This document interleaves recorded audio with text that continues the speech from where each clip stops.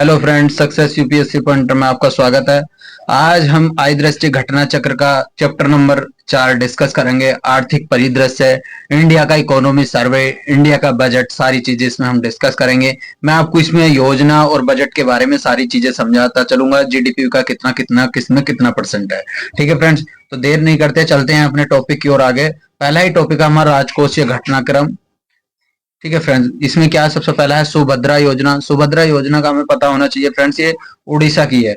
उड़ीसा और सुभद्रा योजना का शुभारंभ जो भुवनेश्वर में किया गया था, जिसके अंतर्गत 1 करोड़ से अधिक महिलाओं को शामिल होने की उम्मीद की गई है। 2024 से 28-29 के मध्य 50,000 रुपए मिलेंगे। वर्ष 1,000 रुपए प्रति राशि सीधे लाभार्थी के आधार सक्षम डीबीटी सक्षम बैंक खाते में जमा की जाएगी। धनराशि का रूपांतरण प्रत्येक राखी पूर्णिमा यानी रक्षाबंधन के दिन, अंतरराष्ट्रीय महिला दिवस में 2 किस्तों में किया जाएगा। एक राखी पूर्णिमा के दिन और एक अंतरराष्ट्रीय महिला वाले दिन। ठीक है फ्रेंड्स।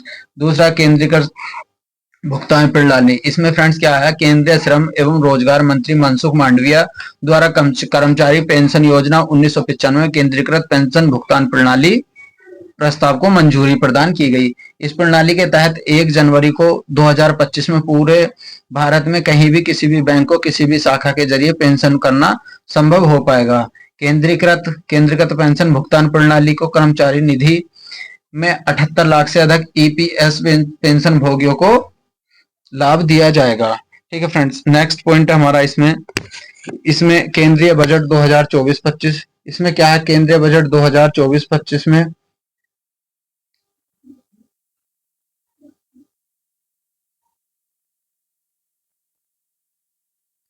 इसमें जो था 2024-25 के बजट में जो था, केंद्रीय वित्त मंत्री कॉर्पोरेट निर्मला सीतारमण द्वारा संसद में 2024-25 को अनुमानित बजट प्रस्तुत किया गया। इसमें क्या था, 2024-25 में कुल प्राप्तियां कितनी थी फ्रेंड्स?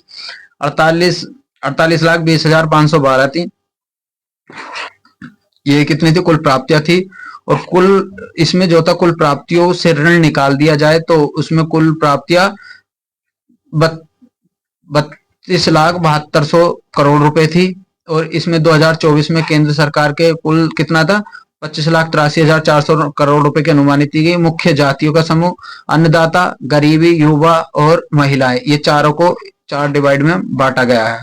प्रधानमंत्री जन कल्याण योजना को 5 वर्ष की अवधि पूरी होने के लिए विस्तारित करते हुए 80 करोड़ रुपए से अधिक लाभार्थियों को लाभार्थी बनाया जाएगा। ठीक है फ्रेंड्स, नेक्स्ट पॉइंट है इसका रोजगार कौशल प्रशिक्षण एमआई के माध्यम से केंद्रित किया जाएगा। प्रधानमंत्री 5 योजनाओं को पहले पैकेज की घोषणा की गई है। 5 वर्ष की अवधि में 4.1 करोड़ के युवाओं को लाभ होगा और 2 लाख रुपए करोड़ का इसका बेनिफिट मिलेगा। बजट का मुख्य विषय कौन कौन से थे? सबसे पहले रोजगार है, दूसरा कौशल विकास है, तीसरा एमएसएमई है और फोर्थ है मध्यम वर्ग। ठीक है फ्रेंड्स, और इस बजट में जो है 9 प्राथमिकताएं दी गई हैं। कौन कौन सी है 9 प्राथमिकताएं? सबसे पहले है कृषि उत्पादकता अनुकूलता, रोजगार एवं कौशल प्रशिक्षण, समावेशी मानव संसाधन विकास, विनिर्माण सेवाएं, शहरी विकास, ऊर्जा सुरक्षा, अवसंरचना, नवाचार सूचकांक और अगली पीढ़ी के सुधार में। ठीक है फ्रेंड्स, इसका है कृषि कृषि उत्पादकता और अनुकूलनीयता, जैव उत्पादन संसाधन केंद्र। इसमें झींगा भ्रूण स्टॉक्स न्यूक्लियस ब्रीडिंग केंद्रों का नेटवर्क स्थापित किया जाएगा। रोजगार और कौशल प्रशिक्षण, इसमें जो रोजगार के संबंध में प्रोत्साहन दिया जाएगा। इसमें सबसे पहली जो है रोजगार प्राप्त करने वाली श्रेणी जो होगी, इसमें पहली बार रोजगार प्राप्त करने वाले कर्मचारियों को 1 माह का वेतन दिया जाएगा और अधिकतम इसमें 15,000 रुपए प्रति माह देने की घोषणा की गई है। योजना जो सेकंड है, योजना सेकंड के जो है विनिर्माण एवं क्षेत्र में रोजगार में सृजन जो किया जाएगा। तो फ्रेंड्स, इसमें सबसे पहली बार जो रोजगार दिया जाएगा, रोजगार में प्रबंधन में 4 वर्षों के अंशदान के विशिष्ट ईपीएफओ द्वारा अंशदान प्रदान करने की नियोक्ताओं को प्रोत्साहन किया जाएगा। फिर योजना नंबर स्टेज नंबर 3 पे क्या आता है, 1 लाख रुपए प्रति माह सभी व्यक्तियों को रोजगारों को दिया जाएगा। फ्रेंड, जितना इसमें जो इंडियन सर्वे में जितना मोस्ट इंपोर्टेंट होता है मैं तुम्हें वो बता के चलूंगा। अगर पूरी थ्योरी तुम्हें बता के चलूं तो बहुत टाइम चला जाएगा और थ्योरी से कुछ आने वाले नहीं। सिर्फ यहाँ से 4 क्वेश्चन निकालने हैं हमें, वो मैं बताता हूँ 4 क्वेश्चन कैसे निकलेंगे। जैसे मैंने इससे पहले एक वीडियो में बताया था आपको कैसे क्वेश्चन कहाँ से कौन से एग्जाम में कौन से बनने का चांस रहते, वो मैं बताता चलता हूँ। ठीक है फ्रेंड्स, मॉडल कौशल ऋण प्रतिवर्ष जो 25,000 छात्रों को सहायता मिलेगी, 10 लाख रुपए तक का ऋण मिलेगा। कौशल प्रशिक्षण की चौथी योजना में जो 20 लाख युवाओं को प्रशिक्षण दिया जाएगा। और पूर्वोदय पूर्वोदय एक योजना जो बिहार, झारखंड, पश्चिम बंगाल, उड़ीसा, आंध्र प्रदेश में शामिल है। औद्योगिक विकास को बढ़ावा देने के लिए अमृतकाल कोलकाता औद्योगिक कॉरिडोर पर किया गया है। बिहार इसका औद्योगिक केंद्र विकास है। ठीक है फ्रेंड्स। विनिर्माण एवं सेवाएं, विनिर्माण क्षेत्र में एमएसएमई के लिए ऋण गारंटी योजना, यह योजना तृतीय पक्ष गारंटी योजना है। मशीनरी एवं उपकरण खरीद के लिए एमएसएमई प्रदान करने हेतु प्रारंभ की जाएगी। प्रत्येक के लिए 100 करोड़ तक की गारंटी कवर किया जाएगा और स्वतः वित्त गारंटी निधि है। ठीक है फ्रेंड्स। तरुण श्रेणी सीमा के अंतर्गत वर्तमान में 10 लाख रुपए से बढ़ाकर 20 लाख रुपए कर दिया गया है। ठीक है फ्रेंड्स। इसमें ई कॉमर्स निर्यात है और इसमें प्लग एंड आदि चीजें आई हैं। इसमें इंटरनेट से ये है। शहरी विकास, ये 5 पॉइंट, ये मोस्ट इंपोर्टेंट है फ्रेंड, इसको ध्यान रखना। क्या है?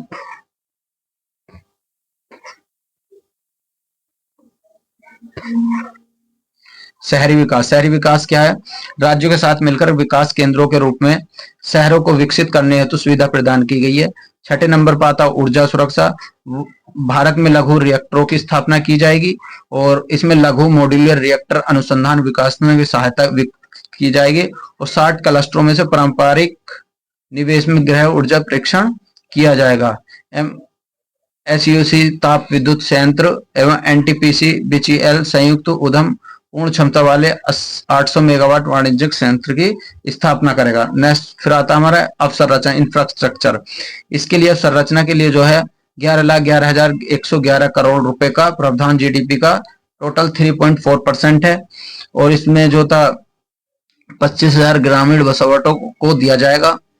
ठीक है फ्रेंड्स। इसमें जो था फिर आता हमारा 8वां नवाचार अनुसंधान विकास। इसमें सिर्फ ये याद रखना है, इसमें जो है टोटल कितना दिया है, 1 लाख करोड़ रुपए के वित्तीय पोषण वाणिज्य को परिवर्तन को बढ़ावा देने के लिए किया जाएगा और अंतरिक्ष अर्थव्यवस्था 10 वर्षों के लिए किया गया है। ठीक है फ्रेंड्स। अब आता है इसमें भूखंड, अनन्य भूखंड की पहचान यानी अगली पीढ़ी में सुधार। तो इसमें क्या होगा, शहरी क्षेत्रों में जीआईसी मैपिंग के साथ भूलेख अभिकोड डिजिटलीकरण किया जाएगा। वर्तमान में स्वामित्व के अनुसार मानचित्र उप प्रभाव का सर्वेक्षण एवं भू रजिस्ट्री की स्थापना की जाएगी। कुल कृषक रजिस्ट्री को जोड़ा जाएगा। ठीक है फ्रेंड्स। फिर आता कर प्रस्ताव। कर प्रस्ताव करों का सरलीकरण ये है। इसमें आयकर अधिनियम 1961 है। धर्म संस्थाएं, मुकदमेबाजी आदि। क्षेत्र विशिष्ट सीमा शुल्क कुछ नहीं है। सीमा शुल्क की किफायती दवाइयां हैं जो 3 दवाइयों में टेस्टोजेम, डेक्टरेंस एंड अमर्सिव डेवलपमेंट सीमा शुल्क आदि। मोबाइल उद्योग। ठीक है फ्रेंड्स। मोबाइल उद्योग में पीसीबीए के चार्जर की बीसीडी के घटाकर 15% करना है। घरेलू मूल्य संवर्धन क्या है, सोने चांदी सीमा शुल्क घटाकर 6% से प्लेटिनम पर 6.4 करना। ठीक है फ्रेंड्स। ये याद है। समुद्री निर्यातकों प्रतिस्पर्धा में वृद्धि। झींगा और फिश की फीड में बीसीडी में 5%। फ्रेंड्स इसका जो ना ये जो बॉक्स में बना हुआ आता है ये मोस्ट इंपोर्टेंट होता है फ्रेंड, इसका पता होना चाहिए। बाकी जो होता है ये तो फालतू ही है एक प्रीलिम्स की दृष्टि से। इधर जो होता है ये वाला साइड में, ये वाला ये मेंस के पर्सपेक्टिव से मोस्ट होता है और ये जो होता है बॉक्स में बंद होता है पीटी के लिए 98% चांस होते हैं पीटी का क्वेश्चन फंसने से। अब होता है प्रत्यक्ष कर प्रस्ताव।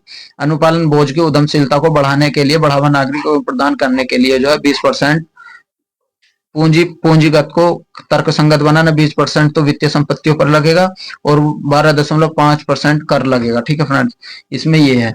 फिर प्रमुख योजनाओं को आवंटन कितना दिया जाएगा, 2023-24 में कितना दिया गया था और 25 में कितना दिया जाएगा, ये है इसमें। ठीक है फ्रेंड। फिर आता वित्त मंत्री की उपलब्धि यानी वित्त मंत्री का विशेषता। वित्त मंत्री निर्मला सीतारमण द्वारा 23 जुलाई 2024 को संसद के 2024-25 के बजट प्रस्तुत किया गया। इनके द्वारा 7वां बजट प्रस्तुत किया गया जो पूर्ण बजट तथा एक अंतरिम बजट दिया गया। 7 बजट और 6 पूर्ण एक तथा एक अंतरिम बजट। ठीक है फ्रेंड्स। ये ध्यान रखना। इसमें बाकी और कुछ नहीं, बाकी मोस्ट इंपोर्टेंट चीजें अब आ रही है मैं आपको बताता हुआ चलूंगा। केंद्रीय बजट 2024-25 के प्रमुख तथ्य क्या थे, इसमें क्या था, 48.21 लाख करोड़ रुपए का इसमें बजट का अनुमान किया गया। सरकार द्वारा 48.21 लाख करोड़ का व्यय तथा इतनी राशि प्राप्त की जाएगी, ये एक आइडिया है, अनुमान है, फिक्स नहीं है। और 6.91% यानी 31.29 लाख करोड़ राजस्व का प्राप्तियों का दिया जाएगा। ठीक है फ्रेंड्स। ये चीजें याद रखना। अब आता है राजकोषीय घाटा। राजकोषीय घाटा फिस्कल डिफिसिट क्या होता है फ्रेंड्स? फिस्कल डिफिसिट जो है भारत के अंदर 16.13 लाख करोड़ रुपए का अनुमान है और जो जीडीपी का 4.9% होगा। 2024-25 का अनुमान है राजकोषीय घाटा अनुमानित इसमें जो है टोटल कितना हो जाएगा? 40.36 करोड़ रुपए से कम हो जाएगा घटकर। फिर आता राजस्व घाटा, रेवेन्यू डिफिसिट। इसमें क्या 58.02 लाख करोड़ का राजस्व घाटा का अनुमानित किया गया है, जो 2024-25 का अनुमान सकल घरेलू उत्पाद जीडीपी का 1.8% है। फिर आता प्रभावी राजस्व घाटा। प्रभावी राजस्व घाटे में क्या है फ्रेंड्स? इसमें 0.6% अनुमानित किया गया है और लगभग इसमें 2.72 लाख करोड़ रुपए कम है। अब आता प्राथमिक घाटा। प्राथमिक घाटा का जीडीपी का मात्र 1.4% अनुमानित किया गया है। अब आता है फ्रेंड्स इसमें बजट 2024-25 में सकल जीडीपी का टोटल कितना है फ्रेंड्स? ये 11.8% है। सकल राजस्व कर, अब इसमें 11 जो प्रत्यक्ष कर है जीडीपी का 6.8 है और अप्रत्यक्ष कर 5.0% है। 5 और 6 को जोड़ेंगे तब 11.8% हो जाएगा टोटल कर। अब इसमें प्रत्यक्ष कर जो होगा वो होगा 57.47 और अप्रत्यक्ष होगा 42.53%। और इसमें शीर्ष 3 राजस्व कर कौन कौन से फ्रेंड्स? एक आयकर कर होगा 11.87 लाख करोड़ और दूसरा होगा वस्तु एवं सेवा कर 10.62% और फिर होगा एक वित्तीय निगम जो 10.2% होगा। ठीक है फ्रेंड्स, ये चीजें याद रखना। फिर आता हमारा नेक्स्ट टॉपिक आता है फ्रेंड्स आयकर। आयकर में कुछ नहीं है, इसमें आयकर में भी ठीक है फ्रेंड्स, ये चीजें याद रखना। फिर आता हमारा आयकर कर। आयकर कर क्या है ये भी मैं बताता हूं आपको।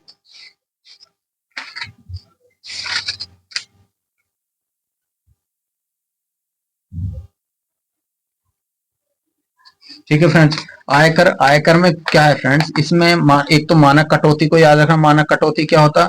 मानक कटौती होता है वेतन भोगियों एवं पेंशन भोगियों की नई सरकार के अंतर्गत की जाने वाली मानक कटौती। इतना 50,000 रुपए से बढ़ाकर 75,000 रुपए किए जाने का प्रस्ताव है।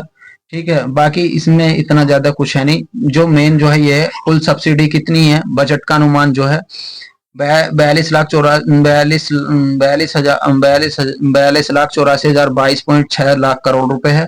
और खाद्य सब्सिडी जो है फ्रेंड्स ये टोटल एक्यूरेट याद रखनी चाहिए 47.9% है और उर्वरक खाद सब्सिडी कितना 38.28 है और एलपीजी पे कितना है सब्सिडी 2.78 है और यूरिया पे कितनी है 27.78% है। यदि वित्त मंत्रालय को छोड़ दिया जाए तो बजट सर्वाधिक कितना है? इसमें है लगभग 62,19,040.85 करोड़ रुपए। ठीक है फ्रेंड, फिर मंत्रालय को बंटवारा किया गया राशि का कितना कितना किया गया? रक्षा मंत्रालय को दिया गया 62,19,40 यानी 6,21,940 और सड़क परिवहन राजमार्ग मंत्रालय को कितना दिया गया है फ्रेंड्स? 2,78,000 और रेल मंत्रालय को दिया गया 2,55,393 और उपभोक्ता मामले में सार्वजनिक वितरण मामले दिया गया 2,23,323 और गृह मंत्रालय को दिया गया है 2,19,643। ठीक है फ्रेंड्स, ये चीजें याद रखना। और इसमें फिर आता आर्थिक समीक्षा यानी इकोनॉमिक्स रिव्यू। इसमें 2024 को संसद की समीक्षा में प्रस्तुत किया गया था। और ठीक है फ्रेंड्स, 2023-24 के अनुसार 2024 में अर्थव्यवस्था की वृद्धि में 8.2% की दर्ज की गई थी, जिसमें 2024 के लिए जो था 6.5% अनुमानित की गई थी। फ्रेंड, मोस्ट इंपोर्टेंट होता व्यय के संघटक। व्यय के संघटक कौन कौन से? सबसे पहले व्यय के संगठन फ्रेंड 16% के साथ है ये। योजना एवं इसमें रक्षा एवं आर्थिक परिमेय करना, ब्याज अदायगी इसमें 19% जुड़ेगी, रक्षा 8% जुड़ेगी, आर्थिक सहयोग 6% जुड़ेगा और वित्त एवं सहयोग 9% जुड़ेगा, करों एवं राज्य में 21% जुड़ेगा, पेंशन 4% है और अन्य व्यय 9% है और केंद्रीय प्रयोजित है 8% है। फ्रेंड्स, इनको याद रखना। और प्राप्ति के स्रोत कौन कौन से फ्रेंड्स? निगम कर से प्राप्त होता है 17% और 19% होता आयकर से और सीमा शुल्क से होता 4%, केंद्रीय उत्पाद शुल्क होता 5%, वस्तु जीएसटी से आता 18% और 9% आता कर एवं भिन्न एवं ऋण एवं पूंजी परसेंट से 1% का, उधार एवं अन्य देयताएं आती है 27% से। फ्रेंड्स, ये चीजें याद रखना, ये मोस्ट इंपोर्टेंट है जो मैंने चीजें भी तुम्हें बताई है। बाकी इसमें इतना ज्यादा कुछ है नहीं है। ठीक है फ्रेंड्स, ये चीजें आप अच्छे से ध्यान में रख के चलना। ठीक है, फिर आता है इसमें टर्म आउट। क्या होता है टर्म आउट? एक ये छोटी छोटी जो टर्म आउट होती है, टर्म्स कंडीशन होती है, यहाँ से क्वेश्चन बन जाते हैं। वो एग्जाम हॉल में डाल दे टर्म आउट क्या है, 4 ऑप्शन दे देगा, तो इसलिए पता होना चाहिए। एक वित्तीय धारणा है जिसका उपयोग अल्पकालिक ऋण एवं दीर्घकालिक ऋण को में स्थानांतरित करने हेतु किया जाता है। टर्म आउट द्वारा एक अल्पकालिक लोन को दीर्घकालिक लोन में कन्वर्ट किया जाता है। उसके बीच में जो प्रोसेसिंग होगी, जो चेंजिंग आएंगी, वो टर्म आउट के द्वारा आएंगी। ठीक है फ्रेंड, जिससे कंपनियों के कार्यशील पूंजी में उधार करने पर कम ब्याज दरों का लाभ उठाने के लिए अनुमति मिलेगी। वर्तमान में क्या है फ्रेंड्स? वर्तमान में मूल्यों को 24% के समग्र जीवीए कृषि उद्योग में हिस्सेदारी के लिए कितना होगा फ्रेंड? जीवीए का जो होगा 17.7% होगा, और सेवा क्षेत्र की हिस्सेदारी कितनी होगी? 27.6। मौद्रिक प्रबंधन एवं वित्तीय मध्यस्थता स्थिरता ही मूल मंत्र है। ठीक है फ्रेंड्स, इतना ये कुछ नहीं है, ये वैसे ही है। ठीक है फ्रेंड्स,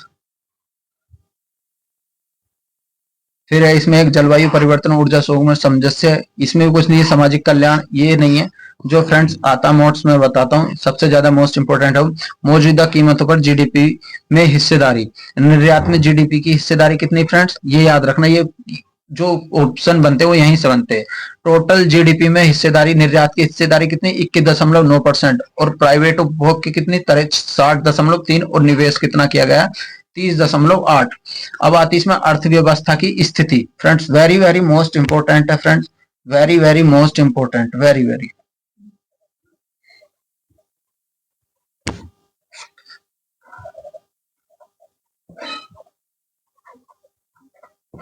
क्वेश्चन आएगा, यहां से आएगा फ्रेंड्स।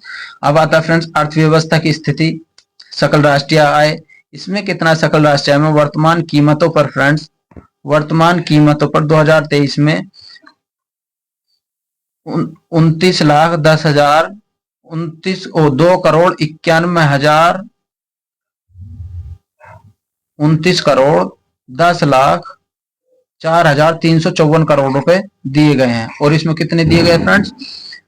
17,12,05,892 रुपए दिए गए। वृद्धि दर जो हुई है टोटल ये हुई थी 9.5 की, और इसमें हुई है स्थिर कीमतों में हुई है 8.2 की। और निवल राष्ट्रीय आय क्या है फ्रेंड्स? इसमें जो वृद्धि हुई है, सिर्फ ये याद रखना तुम, 9.6 की, और इसमें हुई है 8.3 की। ठीक है फ्रेंड, और अब आता है नेक्स्ट हमारा प्रति व्यक्ति निवल राष्ट्रीय आय। इसमें इतना याद रखना तुम, वृद्धि हुई है इसमें 8.7 की, और इसमें आई है स्थिर कीमतों में 7.4 की। सकल घरेलू बचत, ग्रोस डोमेस्टिक सेविंग, इसमें क्या फ्रेंड? प्रतिशत में रूप में बाजारों की कीमतों को दिखाएगा। घरेलू क्षेत्र में 18.4% है, और निगम क्षेत्र में 11.2% है, और सार्वजनिक क्षेत्रों में फ्रेंड्स कितना है? इसमें 0.6% है, और घरेलू क्षेत्रों में कितना दिया गया है? इसमें 20.1%।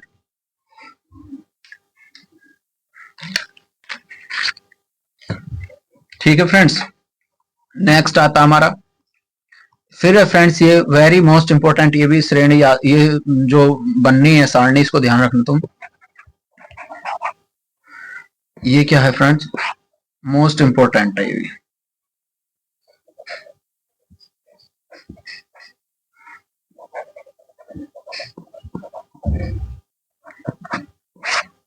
ठीक है फ्रेंड्स, याद रखना। इसमें क्या बताया गया है फ्रेंड्स? प्रमुख फसलों के शीर्ष 3 उत्पादक राज्य है। चावल का सबसे ज्यादा उत्पादक कहाँ किया जाता है? पहले नंबर पर हुआ तेलंगाना, दूसरे पे उत्तर प्रदेश, तीसरे पे पश्चिम बंगाल, चावल का उत्पादन। और गेहूं का उत्तर प्रदेश, मध्य प्रदेश में उत्पादन किया जाता है। मक्का का पहले नंबर पर कर्नाटक में, दूसरा बिहार में, तीसरा मध्य प्रदेश में। ठीक है फ्रेंड्स, फिर क्या है? मोटे अनाज सबको पता, राजस्थान में, कर्नाटक में, एंड मध्य प्रदेश में। ठीक है फ्रेंड्स, याद रखना। फिर आता है अरहर, कर्नाटक में, महाराष्ट्र में, उत्तर प्रदेश में। ठीक है फ्रेंड्स, यहां से ज्यादा आएगा, मैं बता देता हूँ कौन कौन से आते हैं। दाल के मामले में तो अब सबको पता है, एमपी है, महाराष्ट्र है, एंड राजस्थान है। ठीक है फ्रेंड्स, नेक्स्ट क्या है? चने के मामले में एमपी आता, महाराष्ट्र आता, राजस्थान आता है। ठीक है फ्रेंड्स, और कुल खाद्यान्न में, कुल टोटल में उत्तर प्रदेश पहले, मध्य प्रदेश एंड पंजाब। ठीक है फ्रेंड्स, ये याद रखना। फिर है फ्रेंड्स इसमें मूंगफली के मामले में गुजरात पहले नंबर पे आता है, राजस्थान, और मध्य प्रदेश। ठीक है फ्रेंड्स, याद रखना। सरसों के मामले में राजस्थान पहले नंबर पे, उत्तर प्रदेश दूसरे पे, मध्य प्रदेश तीसरे पे। सोयाबीन के मामले में फ्रेंड्स याद रखना, मध्य प्रदेश पहले नंबर पे आता, महाराष्ट्र दूसरे पे, राजस्थान तीसरे पे। सूर्यमुखी, सूरजमुखी या सूर्यमुखी कहते हैं जिसे, कर्नाटक पहले नंबर पर, हरियाणा दूसरे नंबर पर, उड़ीसा तीसरे नंबर पर। अब तिलहन का देख लो, तिलहन में फ्रेंड्स राजस्थान पहले नंबर पर आता, मध्य प्रदेश दूसरे पर, गुजरात तीसरे नंबर पर। गन्ना उत्तर प्रदेश पहले नंबर पर, महाराष्ट्र दूसरे नंबर पर, कर्नाटक तीसरे नंबर पर। ठीक है फ्रेंड्स। फिर है कपास, गुजरात में, महाराष्ट्र में एंड तेलंगाना में। ठीक है फ्रेंड्स, ये याद रखना। अब होता है प्रति व्यक्ति निवल उपलब्धता, चावल में कितना फ्रेंड्स। ठीक है, आयात की दृष्टि से शीर्ष 5 देश कौन कौन से, जिनमें आयात सबसे ज्यादा किया जाता है।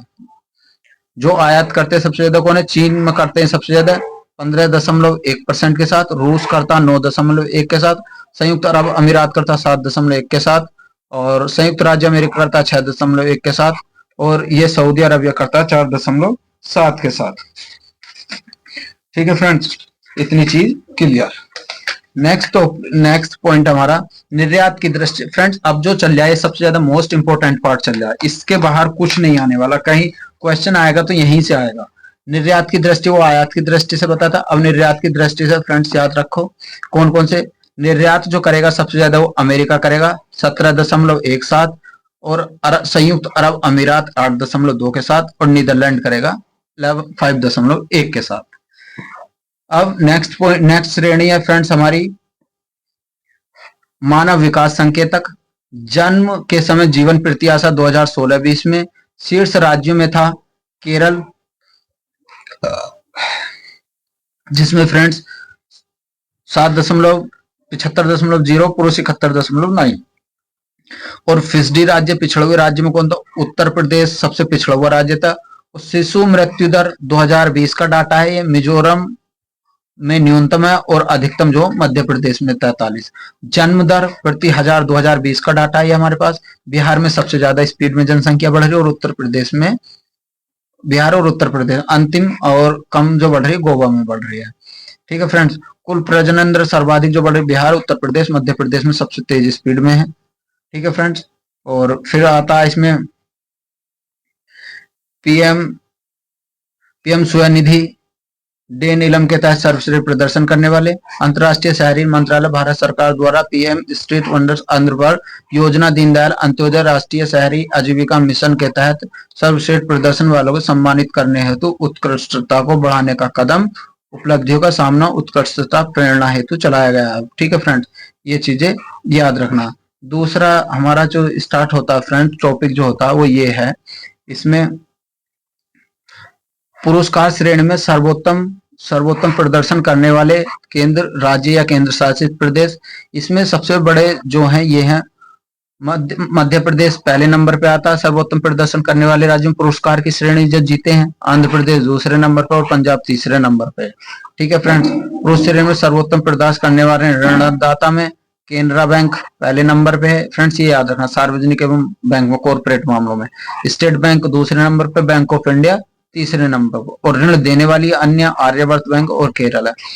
अब जो इसमें सर्वोत्तम प्रदर्शन करने वाले राज्य नवाचार एवं सर्वोच्च बड़े राज्यों में मध्य प्रदेश और आसाम। पुरस्कार श्रेणी में सर्वोत्तम प्रदर्शन करने वाले यूएलबी स्वनिधि समृद्धि उपलब्धि है मेगा विलियन वाराणसी नगर में, और ये नगर निगम उत्तर प्रदेश में। ठीक है फ्रेंड्स, ये याद रखना।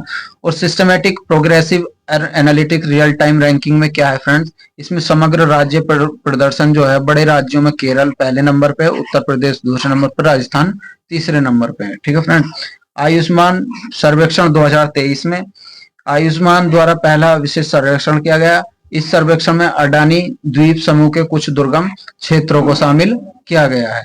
ठीक है फ्रेंड्स, ये चीज याद रखना। दूसरा क्या फ्रेंड्स, इसमें राष्ट्रीय आय का अनुमानित अनुमान, इसमें वार्षिक सकल घरेलू उत्पाद जो है जीडीपी का जो चौथी तिमाही है वो जीडीपी के अनुमान पर जारी किए गए हैं, और 8 की वृद्धि की गई है, और जबकि 2022 और 23 में 6.7 की प्रतिशत थी।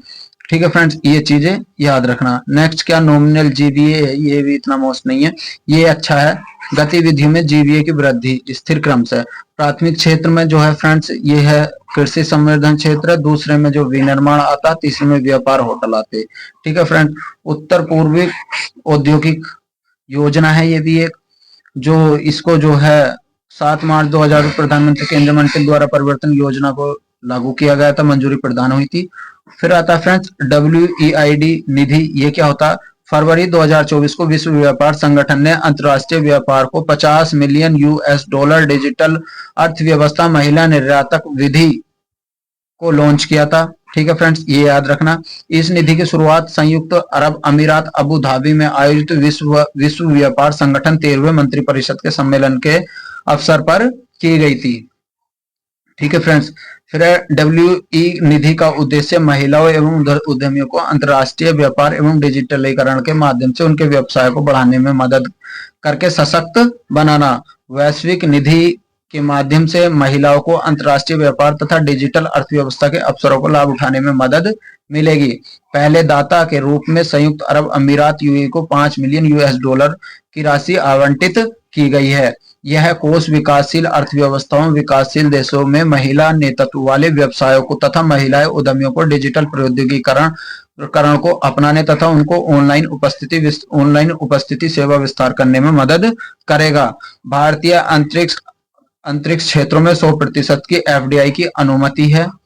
और प्रधानमंत्री 21 फरवरी 2024 को प्रधानमंत्री नरेंद्र मोदी की अध्यक्ष में केंद्रीय मंत्रिमंडल के अध्यक्ष में प्रत्यक्ष निवेश किया जाएगा। ठीक है फ्रेंड्स, नेक्स्ट है हमारा टॉपिक है स्वचालित मार्ग के अंतर्गत 74% तक उपग्रह सैटेलाइट डाटा, ये है। और फिर आता है उत्तर प्रदेश की दृष्टि से देख लो friends, very very most important topic शुरू हो रहा।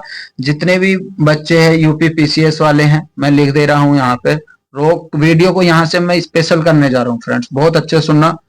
UP PCS हो, UPPSC हो, RO हो या ARO हो, सबके लिए मोस्ट इंपोर्टेंट होने जा रहा। उत्तर प्रदेश का करंट अफेयर्स यहाँ से स्टार्ट हो रहा, बहुत अच्छे से देखना।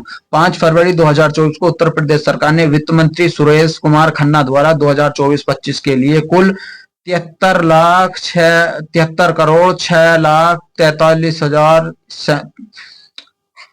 73,64,37 करोड़ रुपए का बजट का अनुमान किया गया है। कुल बजट में कितना है? 53,56,55.33 करोड़ रुपए का राजस्व लेखा व्यवहार किया जाएगा। ठीक है फ्रेंड्स, ये चीज याद रखना। अब ये पॉइंट याद रखना यहां से फ्रेंड्स। ठीक है फ्रेंड्स, ये जो है यहां से तुम याद रखना, बजट का आकार कितना 7.36 लाख करोड़ है और वर्ष 2023-24 की अपेक्षा 6.7 की वृद्धि भी है। अब ये जो व्यय किया जाएगा, व्यय राजस्व व्यय में कितना किया जाएगा फ्रेंड्स? ये किया जाएगा 5.33 लाख करोड़ और पूंजीगत व्यय में किया जाएगा 2.04 करोड़ और पूंजीगत परिव्यय में किया जाएगा 1.55। ठीक है फ्रेंड्स, ये चीजें याद रखना, कितना 1.55। तो ये जो व्यय है फ्रेंड्स, इनको आप अपनी डायरी में किसी चीज में नोटिस कर लेना, यहाँ से क्वेश्चन बने हैं और आते रहे हैं। अब फ्रेंड्स वो तो बताया था मैंने आपको व्यय। अब आती प्राप्तियां कुल कितनी यूपी के अंदर? कुल प्राप्तियां 7.21 लाख करोड़ है, जिसमें राजस्व प्राप्ति होती है 6.07 लाख करोड़ रुपए के रूप में और पूंजीगत प्राप्तियां होती है 1.14 लाख करोड़ के रूप में। और राज्य की अपनी कर प्राप्तियां कितनी होती है फ्रेंड्स? 2.7 लाख करोड़ रुपए। प्रमुख आर्थिक बिंदु यानी 2024-25 का जो बजट है वो कितना? पूंजीगत परिव्यय में वृद्धि कितनी हुई है फ्रेंड? 6.19% के साथ। राजस्व आधिक्य 2.97% के साथ। राजकोषीय घाटा, राजकोषीय उत्तरदायी बजट प्रबंधन 3.5 सीमा में 3.46% के साथ। ऋण में 8.17 लाख करोड़ रुपए में 3.32.7 की गई है भागीदारी। ठीक है अपना। समावेशी विकास के लिए बजट की नई योजनाएं कौन कौन सी है? युवा रोजगार सृजन, महिला सशक्तिकरण। फ्रेंड्स इसको याद रखना, वेरी वेरी मोस्ट इंपोर्टेंट है ये भी। घरेलू विदेशी रोजगार अवसरों में युवाओं की क्षमता एवं निर्माण प्रशिक्षण के लिए रोजगार प्रोत्साहन हेतु प्रोत्साहन कोष एवं राष्ट्रीय फैशन प्रौद्योगिकी संस्थान की स्थापना करना, 2 मेगा सरकारी आईआईटी संस्थान की स्थापना करना, 69 आईआईटी का उन्नयन करना, sports science and injury centre की स्थापना करना, मुख्यमंत्री कन्या सुगम योजना के अंतर्गत प्रावधान राशि को करना और वरिष्ठ नागरिकों को कल्याण कोष के गठन की स्थापना करना। अवसंरचना विकास एवं औद्योगिकरण, इसमें बुंदेलखंड के औद्योगिक विकास के गठन का किया गया और फॉर्च्यून 500 कंपनियों के लिए एफडीआई नीति 2023 में सेमीकंडक्टर की नीति को लागू किया गया। अनुसंधान एवं नव अवसंरचना क्या है? सरकारी विभागों के लिए अत्यधिक तकनीक का उपयोग करना, एआई उत्कृष्टता की स्थापना करना, $1 ट्रिलियन के लिए प्राप्ति हेतु सांख्यिकी प्रणालियों का सुदृढ़ीकरण करना। पर्यटन संस्कृति क्या है? ये अयोध्या, काशी, मथुरा, वृंदावन, नैमिषारण्य, विंध्याचल धाम आदि का थीम लाई गई है। कृषि से संबंधित क्षेत्र में क्या? मुख्यमंत्री खेत सुरक्षा योजना, राज्य कृषि विकास योजना, मुख्यमंत्री लघु सिंचाई योजना, organic culture lab, TCU lab and कृषि पर्यटन केंद्र की स्थापना करना। प्रमुख विभागों को आवंटन करोड़ में, प्राथमिक शिक्षा को कितना दिया गया है फ्रेंड्स? 7 करोड़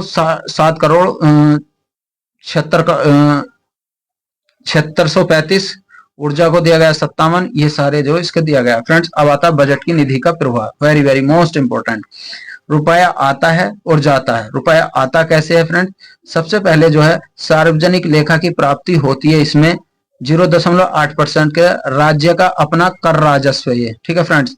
अब इसमें फिर आता दूसरा है ये केंद्रीय अनुदान सहायता, ठीक है फ्रेंड्स, ये है केंद्रीय अनुदान सहायता और ये है केंद्रीय अंतरण 30% है और ये गैर राजस्व 3.4% और सार्वजनिक ये जो प्राप्तियां हैं 15.3% है और ऋण की अग्रिम वसूली जो है 0.5% के साथ आता है।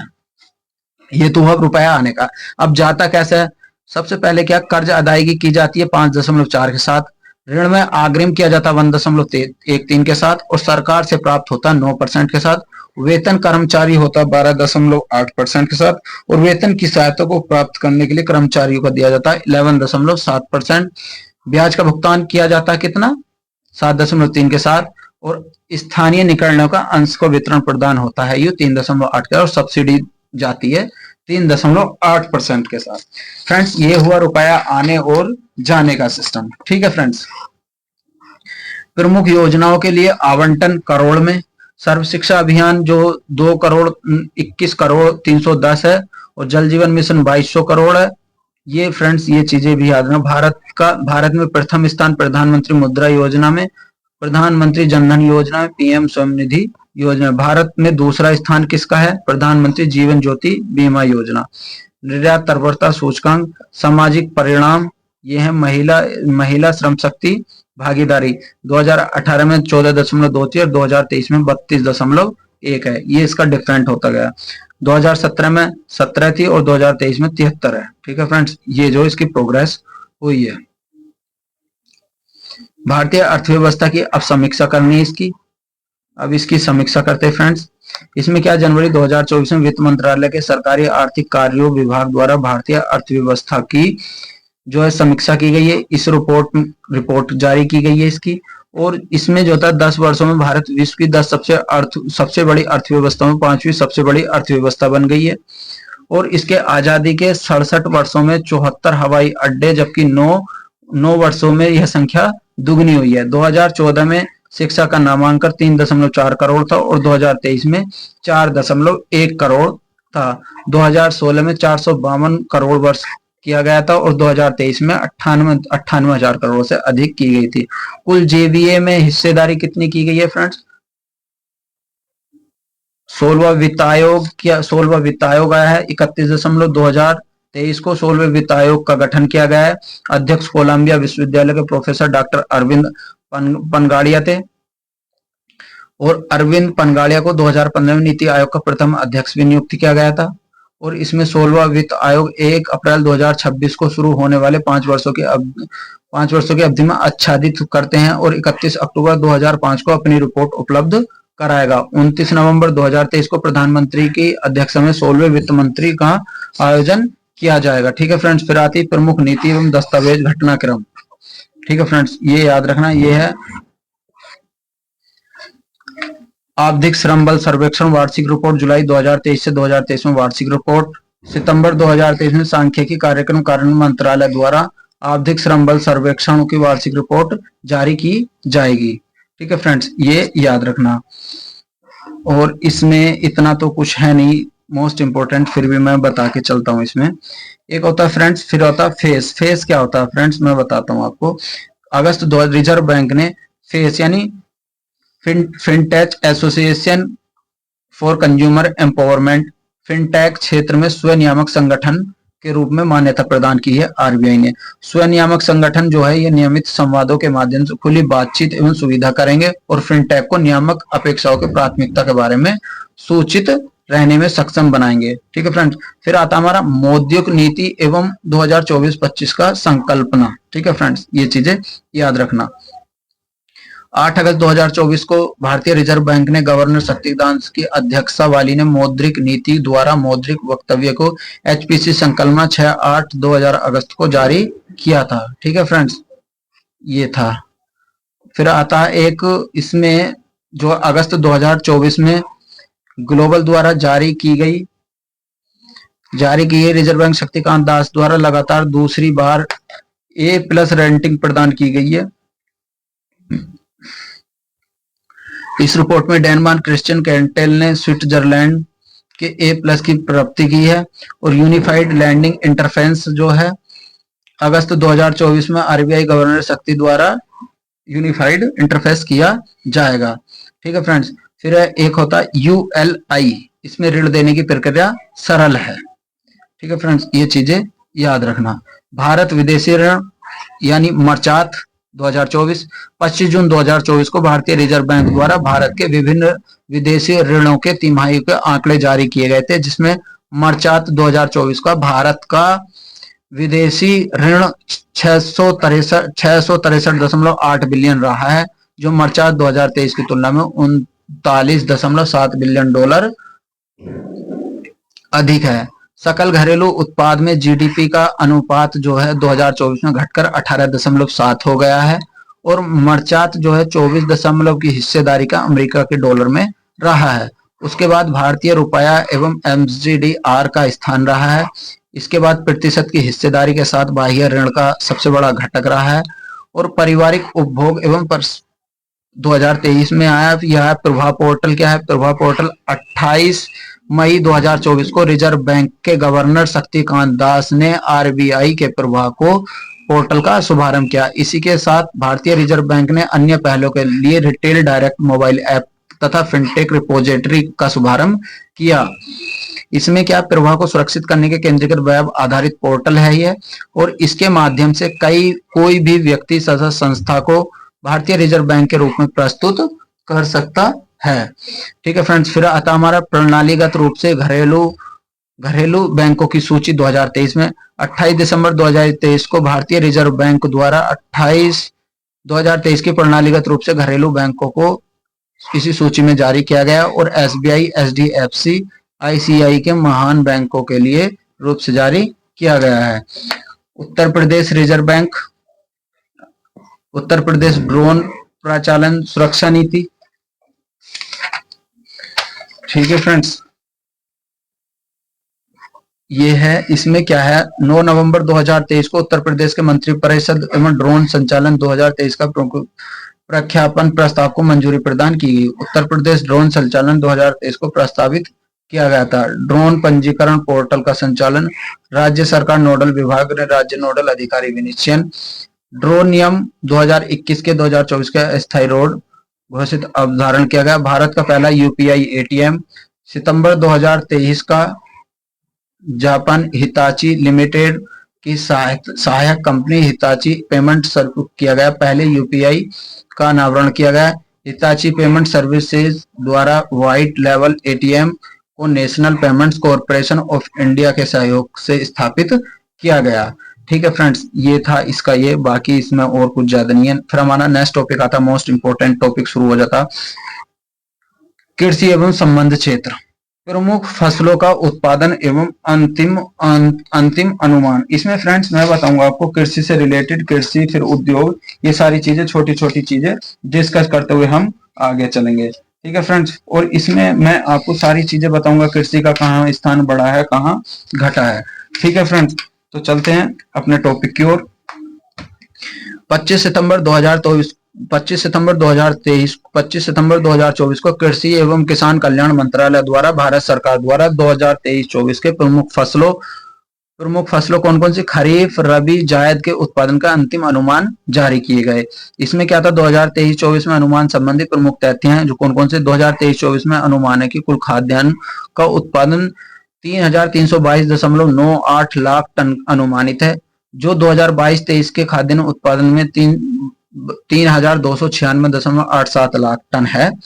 वर्ष 2023-24 के अनुमान में कुल चावल उत्पादन का कितना लाख टन है, 13,178.25। ठीक है फ्रेंड्स, ये याद रखना। और वर्ष 2023 में गेहूं का कितना उत्पादन है फ्रेंड्स, गेहूं का है 1132.9 लाख टन है, गेहूं का याद रखना अलग से। और गेहूं का उत्पादन की तुलना में ये 27.8 लाख टन अधिक है। अंतिम अनुमान में श्री अन्न उत्पादन का 2023 के उत्पादन में जो था कुल कितना किया गया था फ्रेंड्स, 2.5 लाख टन की वृद्धि को दर्शाते हुए बताया गया। सोयाबीन का उत्पादन क्या है फ्रेंड्स, सोयाबीन में क्यों 130.6 लाख टन है, जो रैपीसीड तथा सरसों के उत्पादन में कितना क्या 132.5 लाख टन का अनुमानित किया गया है। ठीक है फ्रेंड्स, अब आता बागवानी फसलें देख लेते हैं। हमारी बागवानी फसलें कौन कौन सी, ये तृतीय अग्रिम अनुमान है। इसमें जो था फ्रेंड्स क्या था, कृषि एवं किसान कल्याण मंत्रालय द्वारा भारत सरकार द्वारा जो था विभिन्न बागवानी फसलों के क्षेत्रों में तृतीय अग्रिम अनुमान जारी किए गए हैं। 2023-24 के थर्ड ई में जो था कुल बागवानी यानी थर्ड कैटेगरी में जो 28.8 लाख मिलियन हेक्टेयर है टोटल, और इसमें 0.5 मिलियन हेक्टेयर अधिक है। ठीक है फ्रेंड्स, इसमें क्या सब्जियों का उत्पादन लगभग 205.8 मिलियन टन अनुमानित किया गया है।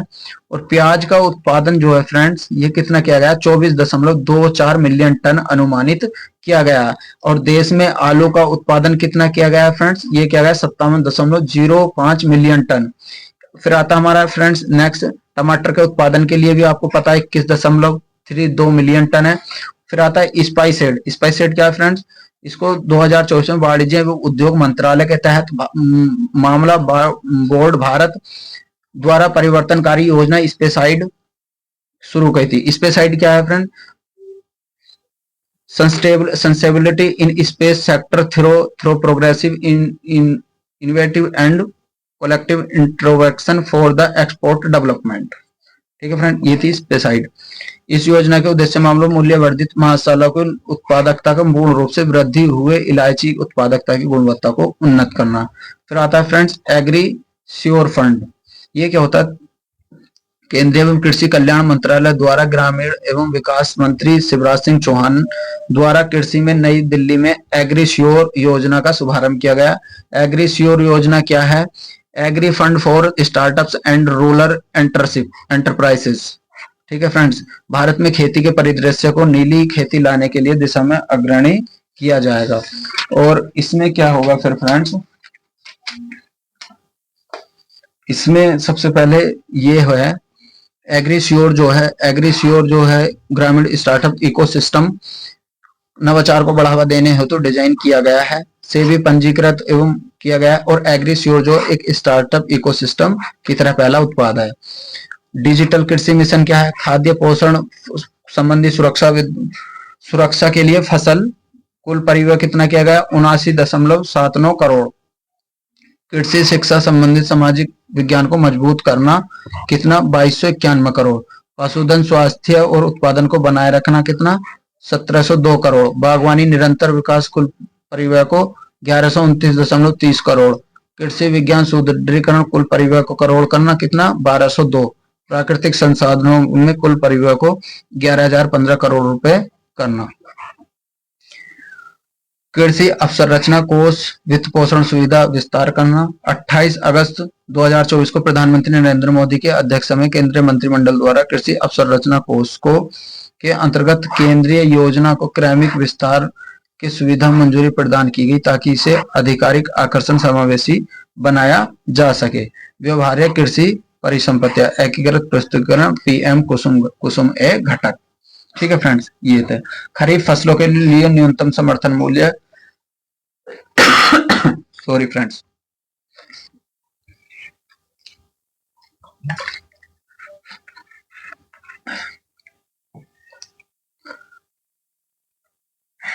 उन्नीस जून 2024 को प्रधानमंत्री नरेंद्र मोदी की अध्यक्षता में आर्थिक मामलों में मंत्रिमंडलीय समिति द्वारा विपणन सत्र 2024-25 के दौरान स्वीकृत फसलों को न्यूनतम मूल्य समर्थन मूल्य को वृद्धि दी गई। ठीक है फ्रेंड्स, तो इसमें क्या था, 117 क्विंटल की वृद्धि दर्ज की गई है। धान की श्रेणी ए में जो है 117 रुपए प्रति क्विंटल की वृद्धि की गई है और 2320 रुपए प्रति क्विंटल हो गया इसका मूल्य। अब खरीफ विपणन जो 2024-25 में न्यूनतम समर्थन मूल्य कितना है, सामान्य देखा जाए तो इसका जो एमएसपी है वो कितना 2300 रुपए है और 2024-25 का, और 2023 में कितना था 2183 था। ठीक है फ्रेंड्स, और इसमें जो धान ग्रेड ए के लिए 2320 है और ज्वार को कितना दिया गया है एमएसपी 3371 दिया गया है, ज्वार मालदंडी को दिया गया है। ये सारी फसलें दी गई हैं, इतना ध्यान रखना।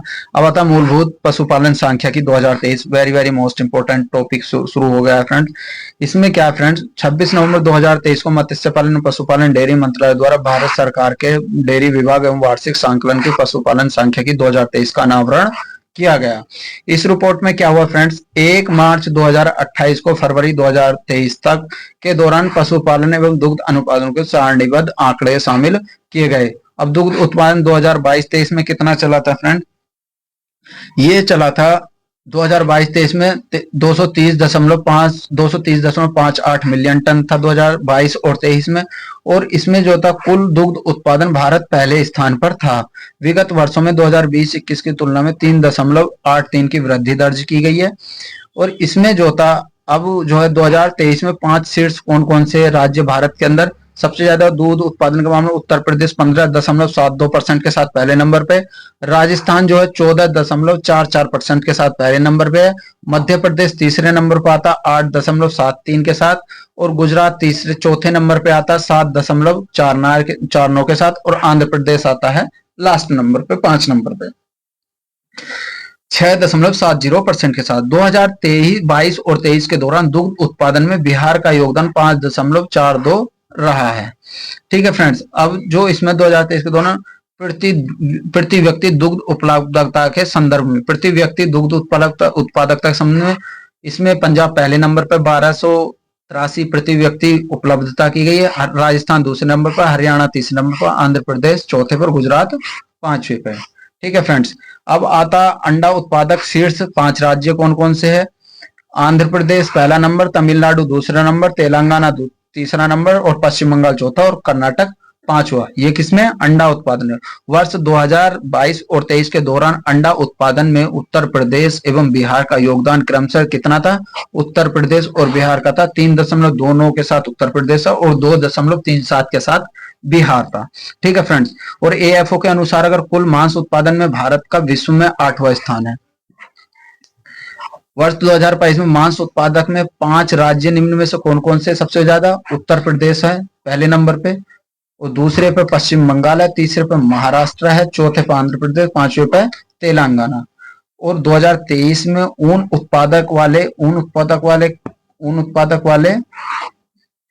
उत्पादकता वाले कितने हैं फ्रेंड्स, ऊन उत्पादक वाले 5 राज्य कौन कौन से, राजस्थान, जम्मू कश्मीर, गुजरात, महाराष्ट्र, हिमाचल प्रदेश आदि।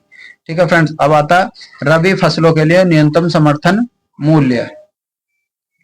इसमें क्या था, 18 अक्टूबर 2023 को प्रधानमंत्री नरेंद्र मोदी की अध्यक्षता में आर्थिक मामलों की मंत्रिमंडलीय समिति द्वारा रबी विपणन सत्र 2024-25 को अनिवार्य रूप से रबी फसलों के लिए न्यूनतम समर्थन मूल्य में वृद्धि को मंजूरी प्रदान की गई।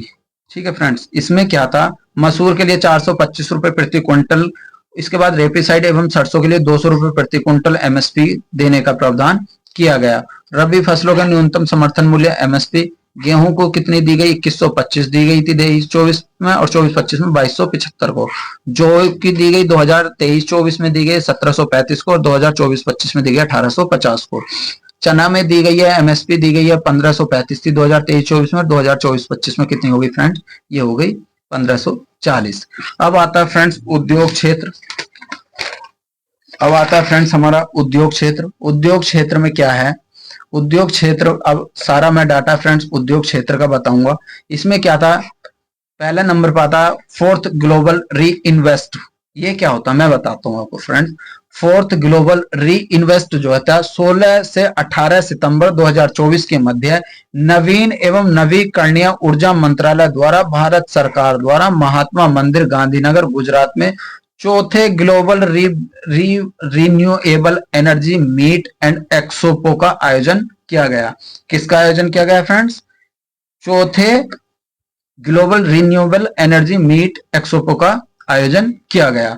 इसमें क्या हुआ फ्रेंड्स, इसमें बाद में हुआ, इस योजना की थीम क्या थी, निवेश नवाचार एवं प्रेरणा। और इसमें प्रथम जो था वैश्विक री इन्वेस्टमेंट का जो आयोजन 2015 में किया गया था, और द्वितीय और तृतीय वैश्विक री इन्वेस्टमेंट का आयोजन 2018 तथा 2020 में किया गया। री इन्वेस्टमेंट अक्षीय ऊर्जा एवं वैश्विक स्तर पर भारत की अक्षीय क्षमता को प्रदर्शित एवं वार्ता शुरू करने के लिए भारत सरकार द्वारा प्रमुख कार्यक्रम है। यह नवीन एवं नवीकरणीय ऊर्जा मंत्रालय द्वारा भारत सरकार द्वारा आयोजित अक्षय ऊर्जा निवेशकों का सम्मेलन किया गया था। 200 गीगावाट गैर जीवाश्म ऊर्जा क्षमता हेतु सर्वोच्च उपलब्धि को हासिल करने के लिए सूची जारी की गई। इसमें कौन था, समग्र नवीकरणीय ऊर्जा क्षमता करने हो तो कौन कौन है, पहला गुजरात, राजस्थान, तमिलनाडु। उत्तर पूर्वी राज्यों में सिक्किम, अरुणाचल और असम। केंद्र शासित में जम्मू कश्मीर, दिल्ली और लद्दाख। ठीक है फ्रेंड्स, ये था। फिर आता है फ्रेंड्स इसमें उत्तर प्रदेश में टॉप अचीवर ऊर्जा दर्जा। ये क्या था, 5 सितंबर 2024 वाणिज्य उद्योग मंत्रालय द्वारा दी गई घोषणा के अनुसार business reformer action plan, BRAP के फुल फॉर्म क्या है, बिजनेस रिफॉर्मर एक्शन प्लान 2022। इसमें क्या टॉप अचीवर के दर्जा हासिल किया गया था। इसमें जो था उत्तर प्रदेश के 2 व्यवसाय केंद्र से एक नागरिक केंद्रित टॉप अचीवर को चुना गया, और इसमें यह उपलब्धि औद्योगिक बाधाओं को कम करने के और बढ़ाने के लिए चुना गया है। ठीक है फ्रेंड्स, और दूसरा क्या था हमारा, ये था उत्तर प्रदेश सरकार द्वारा निवेश में प्रोत्साहन की जैसी सुविधाएं एजेंसी एवं इन्वेस्टमेंट किया जाएगा। ठीक है फ्रेंड्स, दूसरा क्या था हमारा 2022 में जो था इसको लिया गया, और विश्व राष्ट्रीय ब्लॉकचेन टेक्नोलॉजी स्टैक। ठीक है फ्रेंड्स, ये आई थी। इसमें क्या था, विश्व राष्ट्रीय ब्लॉकचेन टेक्नोलॉजी का लोकार्पण किया गया था। ठीक है फ्रेंड्स, फिर था अगस्त 2024 में नवरत्न दर्जा कंपनियां प्राप्त कौन कौन सी हैं। भारतीय सौर ऊर्जा निगम लिमिटेड को नवरत्न दर्जा प्राप्त प्रदान किया गया।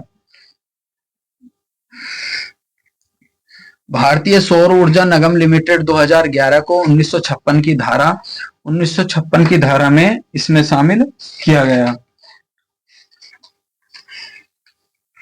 और इसमें जो था 2015 से 2003 का अनुसार इसको रूप में परिवर्तित किया गया। फिर था रेलटेल कॉर्पोरेशन ऑफ इंडिया 2024 के वित्त मंत्रालय द्वारा रेलटेल कॉर्पोरेशन ऑफ इंडिया को नवरत्न का दर्जा दिया गया। फिर थी एक NHPC लिमिटेड को भी नवरत्न का दर्जा दिया गया है 2024 में। फिर एक SJVN अगस्त 2024 में इसको भी नवरत्न का दर्जा दिया गया है फ्रेंड। नवरत्न का दर्जा प्राप्त करने वाली टोटल कंपनियां कितनी है फ्रेंड्स, ये अब तो टोटल 25 हो गई हैं। इनमें कौन कौन सी है, Bharat electronic limited, Bharat container Nigam limited, engineers India limited, Hindustan aeronautics limited, Mahanagar telecom Nigam limited, national aluminium company limited, NBC limited, NLC limited, NMDC limited, rail Vikas Nigam limited, राष्ट्रीय आपात निगम लिमिटेड, भारतीय नौवहन निगम प्रणाली लिमिटेड, और इसमें 13 नंबर पर ONGC Videsh limited, Rashtriya chemicals and fertilisers limited company, Ircon limited company, RITES limited company, national fertilise limited company, केंद्रीय भंडारण limited company, housing and urban development corporation limited company, भारतीय अक्षय ऊर्जा एवं विकास एजेंसी लिमिटेड कंपनी, मांगजोंग shipyard limited company, RailTel corporation company India limited द्वारा, solar energy corporation company limited India इनलेट कंपनी आदि। वर्ल्ड ट्रेड स्टैटिस्टिकल्स रिव्यू 2023, 31 जुलाई 2024 को विश्व व्यापार संगठन द्वारा वर्ल्ड ट्रेड स्टैटिस्टिकल्स रिव्यू जारी किया गया था। वर्ष 2022 में विश्व पण्य व्यापार शीर्ष निर्यातक आयातक देश बना है। इसका चीन जो निर्यातक जो है पहले रैंक पर जो था चीन आया है, हिस्सा है इसका 14.14% के साथ है, और दूसरे पे जो है यूएसए 8.3% के साथ, जर्मनी आया है 6.3। भारत का स्थान है 18वां, और आयातक की रैंक में भारत का स्थान है 9वां। ठीक है फ्रेंड्स। और 2022 में विश्व व्यापार वाणिज्यिक सेवाओं के लिए आयातक देश कौन सा है फ्रेंड्स? यूएसए, यूके और भारत का स्थान है इतना 4.4% के साथ 9वें स्थान पर रहा है। ठीक है फ्रेंड्स। अगस्त 2024 में भारत सरकार द्वारा जारी आंकड़ों के अनुसार विश्व का दूसरा सबसे बड़ा एल्युमिनियम उत्पादक, तीसरा सबसे बड़ा चूना उत्पादक तथा चौथा सबसे बड़ा लौह अयस्क उत्पादक देश बन गया है। भारत आपूर्ति श्रृंखला परिषद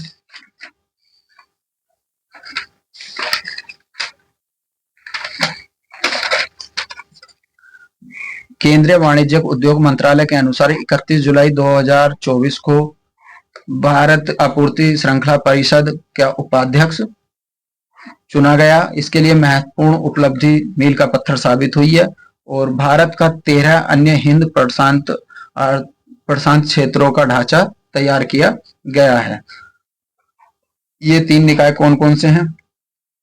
आपूर्ति श्रृंखला परिषद, संकट प्रतिक्रिया नेटवर्क, श्रम अधिकार सलाहकार बोर्ड आदि। इन आपूर्ति श्रृंखलाओं का अध्यक्ष एवं उपाध्यक्ष चुनाव किया गया 2 वर्ष के लिए अवधि के लिए कार्य करेंगे, एवं अध्यक्ष तथा उपाध्यक्ष निम्न देश है: आपूर्ति श्रृंखला परिषद भारत, और संकट प्रतिक्रिया श्रम सलाहकार बोर्ड। और 10 सितंबर 2000 वाशिंगटन डीसी में श्रृंखला आपूर्ति का सम्मेलन किया गया।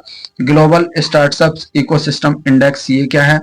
2024 में वैश्विक स्टार्टअप परिस्थितिकी सूचकांक जारी किया गया। इस सूची में 2023 में रैंकिंग 21वीं 19वीं रैंकिंग हासिल की गई।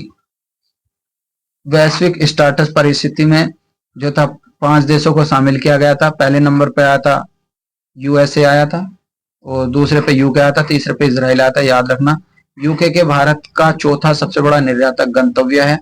जून 2024 में उद्योग मंत्रालय भारत सरकार द्वारा जारी आंकड़ों के अनुसार 2024 में यूनाइटेड किंगडम चीन को पीछे छोड़ते हुए भारत चौथा सबसे बड़ा निर्यातक गंतव्य हो गया। फ्रेंड्स ये याद रखना यहाँ से। ठीक है फ्रेंड्स, ये है इस टाइम मई 2024 में भारत की शीर्ष निर्यात गंतव्य USA, UAE, Netherlands and UK and चीन। सर्वाधिक जीआई टैग के साथ उत्तर प्रदेश शीर्ष स्थान पर आया है। तेज रेडी हो जाओ आरओ या एआरओ वाले या यूपी पीएससी वाले, आएगा क्वेश्चन यहां से। उत्तर प्रदेश सबसे ज्यादा जीआई टैग है, 58 भौगोलिक जीआई टैग मिले हैं इसे। ज्योग्राफिकल इंडिकेशन कुछ उत्पाद के में दिए हैं। अप्रैल 2024 के 6 उत्पादों को भौगोलिक संकेतक प्रदान किया गया, जो निम्न: बनारस, तिरंगा, barfi, mental casting, Lakhimpur Kheri, Tharu, embroidery, Bareilly के साथ किया गया है। उल्लेखनीय है कि उत्तर प्रदेश में 6 उत्पादों को नाबार्ड का समर्थन प्रदान किया गया था। धातव्य है इलाहाबाद सुरखा अमरूद का पहले को इलाहाबाद के सुरखा अमरूद को जीआई टैग मिला है। एनर्जी स्टैटिस्टिक्स इंडिया मार्च 2024 में सांख्यिकी एवं कार्यान्वयन मंत्रालय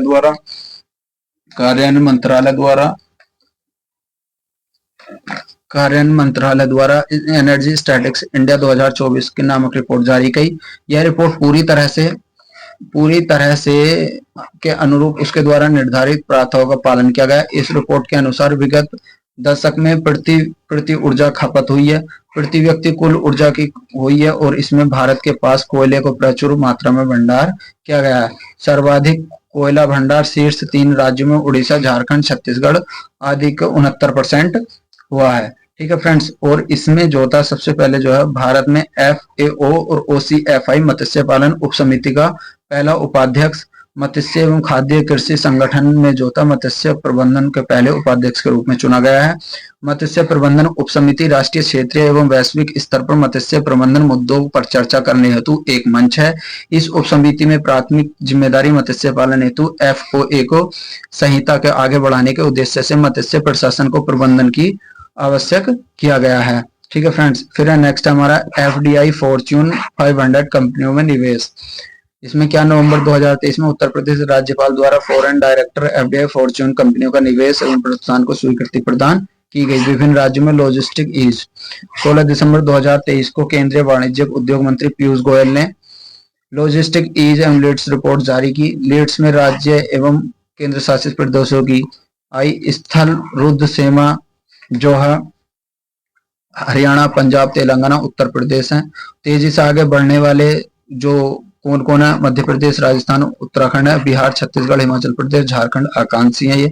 तटीय समूह कौन कौन से, आंध्र प्रदेश, गुजरात, कर्नाटक, तमिलनाडु, केरल, महाराष्ट्र, गोवा, उड़ीसा। पूर्वोत्तर में कौन कौन से समूह आते, सिक्किम, त्रिपुरा, ये याद रखना, केंद्र शासित चंडीगढ़। फिर आता है फ्रेंड्स हमारा अंतरराष्ट्रीय घटनाक्रम।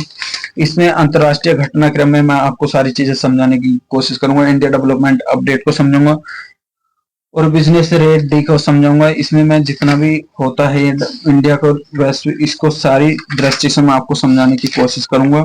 फिर इसका एक अगला टॉपिक आएगा वैश्विक सूचकांक, उसे समझाऊंगा, वो लास्ट टॉपिक होगा इसका, और इसको खत्म करते हैं आज। ठीक है फ्रेंड्स, बने रहिएगा वीडियो में। फ्रेंड्स अगर आपको वीडियो अच्छी लग रही हो, क्योंकि मैं कंटिन्यू 1 घंटा बोल चुका हूँ फ्रेंड्स सिर्फ आपके लिए, अगर फ्रेंड्स आपको वीडियो अच्छी लग रही है तो आप वीडियो को लाइक करो, कमेंट्स करो और मुझसे अपने डाउट दूर करो। और फ्रेंड्स आपको जिस कंटेंट की भी जरूरत होती है, किसी भी टेस्ट सीरीज की या कंटेंट की जो भी जरूरत हो, आप मुझे कमेंट में बता सकते हैं कि सर आप इस चीज की वीडियो लाइए, मैं आपके लिए नेक्स्ट डे वीडियो अवेलेबल करता हूँ। ठीक है फ्रेंड्स, अंतरराष्ट्रीय आर्थिक घटनाक्रम क्या है, विश्व एवं आर्थिक स्थिति की संभावनाएं सितंबर 2024 में जारी की गई हैं। इनको पढ़ते हैं, क्या होता है बताता हूं मैं आगे। रिपोर्ट के अनुसार 2022-23 में विश्व की वृद्धि के अनुसार 3.1% तथा 2.1% दर्ज की गई है। भारतीय अर्थव्यवस्था 2024-25 में क्रम से 6.9% के वृद्धि की गई है। जहां ठीक है फ्रेंड्स, इंडिया डेवलपमेंट अपडेट 2024 3 सितंबर 2024 को विश्व द्वारा इंडिया डेवलपमेंट की घोषणा की गई है। इस रिपोर्ट में शीर्षक बदलते हुए वैश्विक संदर्भ में अवसर के रूप में किया गया। रिपोर्ट के अनुसार 7% से बढ़कर वित्त वर्ष 8.2% हो गए। बिजनेस रेडी विश्व बैंक, ये क्या है फ्रेंड्स, दुनिया भर में कारोबारी माहौल एवं विश्व बैंक समूह की पहली फ्लैगशिप रिपोर्ट जारी की गई है। ठीक है फ्रेंड्स, इसमें क्या था, यह रिपोर्ट परियोजना नियामक ढांचे, गुणवत्ता, फर्मों एवं बाजारों को समर्थन, सार्वजनिक सेवाओं, प्रधान व्यवहार एवं उनमें कुशलता एवं संयोजित को मापती है। बिजनेस डी के विषयों में केंद्र शासित जो व्यवसाय को खोलने के लिए एवं उनपे से भागीदारी को आयोजित करती है। ठीक है फ्रेंड्स, फिर आता है नेक्स्ट है हमारा डूइंग बिजनेस रिपोर्ट। क्या है, इसमें सुधार करते हुए प्रत्यक्ष, क्योंकि यह व्यावसायिक सबसे प्रमुख पहलुओं के साथ संतुलन करता है।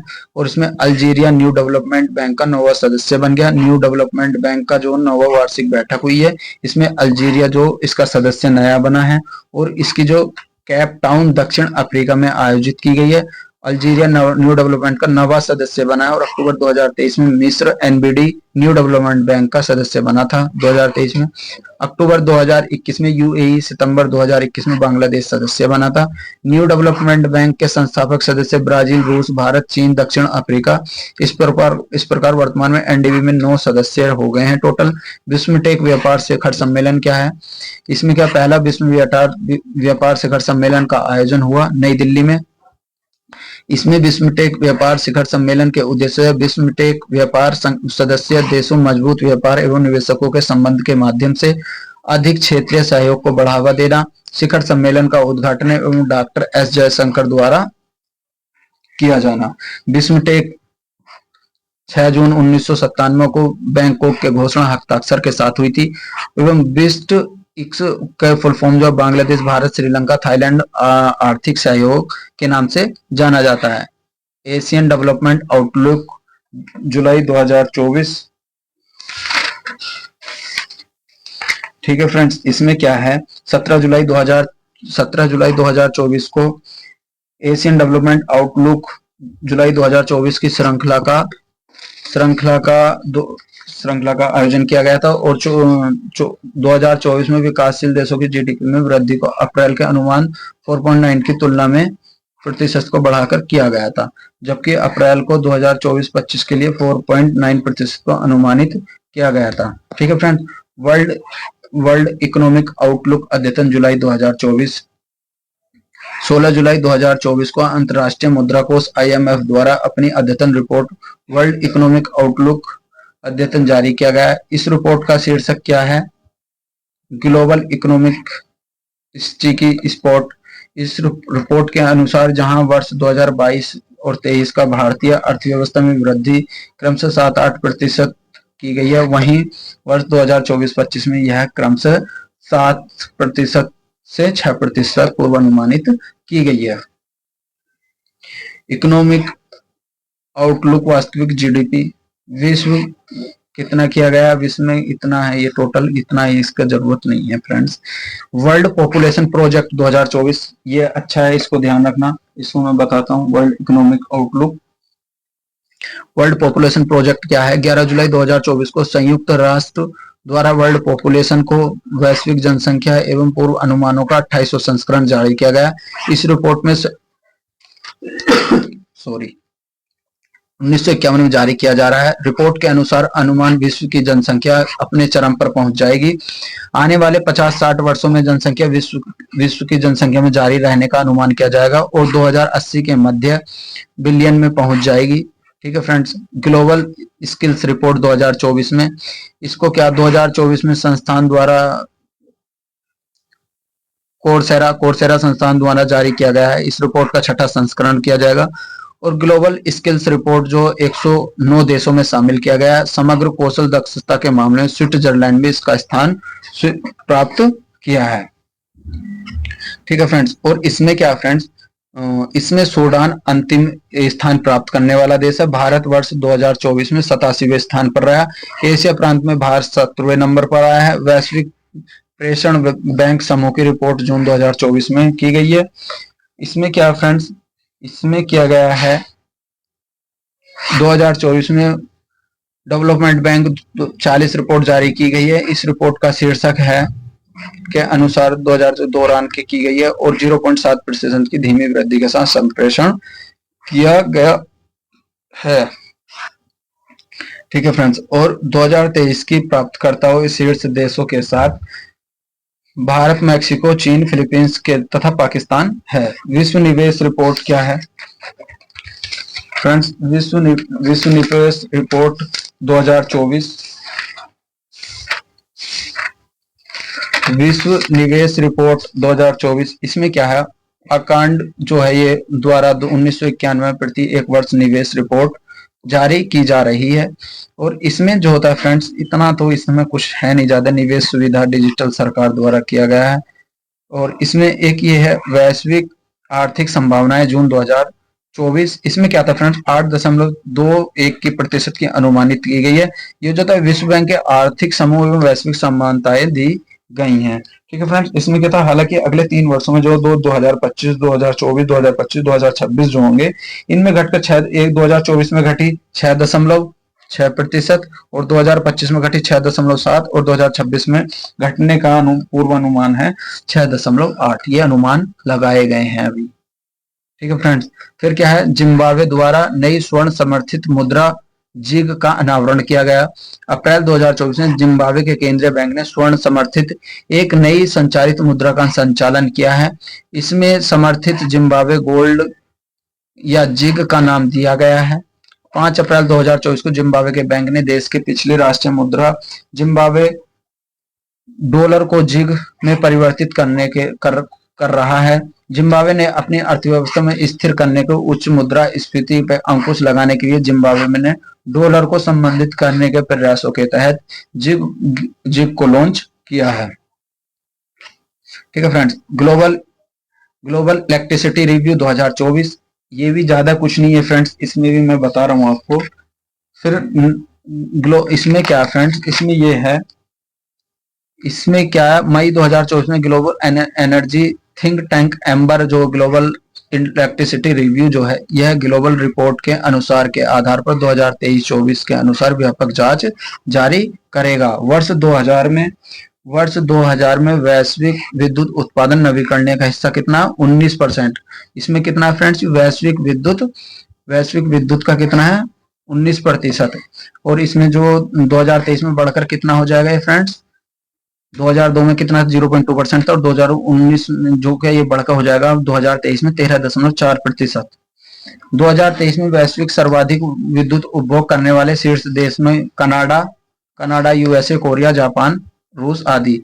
भारत जो 10वें स्थान पर आया। विश्व के प्रति विद्युत खपत उपभोग में 3.7 मेगावाट आवर्स, यह कनाडा में 15.9 मेगावाट हर्ट्ज में सर्वाधिक है। ठीक है फ्रेंड्स, ये याद रखना। भारत के संदर्भ में तथ्य क्या है? वर्ष 2000 में भारत जापान को पीछे छोड़ते हुए तीसरे सबसे बड़ा ऊर्जा उत्पादक देश बन गया। भारत से आगे दो देश क्रम से चीन और यूएसए। 2023 में भारत विद्युत उत्पादन 1404 मिलियन टन में CO2 उत्सर्जित करते हुए चीन एवं यूएसए को व्यापार में तीसरा सबसे बड़ा विद्युत उत्सर्जक क्षेत्र बन रहा है। Women business and the law, ये क्या? Women business and the law, ये friends women business and the law, इसको जो विश्व बैंक ने बिजनेस एंड द लॉ को रिपोर्ट जारी की है। इस रिपोर्ट का 10वां संस्करण आया है अभी, और इसमें जो बताया गया फ्रेंड 2024 में जो बताया गया, इसमें 190 अर्थव्यवस्थाओं में महिलाओं के अवसरों को प्रभावित करने वाले कानूनों को मापने की वार्षिक श्रृंखला है। इस रिपोर्ट में डाटा प्रस्तुत किया गया। Women business and the law 1.0% विस्तारित संस्करण किया गया। वुमेन बिजनेस एंड द सूचकांक में 8 संकेतों के सबसे पहले गतिशीलता, कार्यस्थल, वेतन, विवाह और पितृत्व और उद्यमिता, संपत्ति और पेंशन आदि को आधारित किया जाता है। इन 8 जो पॉइंट होते हैं, इन पॉइंटों पर ये रिपोर्ट जारी की जाती है। ये इस रिपोर्ट के इंडिकेशन कितने? 8 इंडिकेशन पे कार्य करता है। जबकि women business and the law सूचकांक तथा बच्चों की देखभाल के लिए शामिल किया जाता है। इस प्रकार WBL संकेतकों पर आधारित है। WBL 2.0 भारत द्वारा इसका स्कोर 60 है। ठीक है फ्रेंड्स। फिर आता लैंगिक समानता, बराबरी एवं वैश्विक गठबंधन। इसमें क्या था फ्रेंड्स? 15 से 19 जनवरी के मध्य स्विट्जरलैंड के देवोस विश्वविद्यालय में आर्थिक मंच की वार्षिक रिपोर्ट आयोजित की गई है।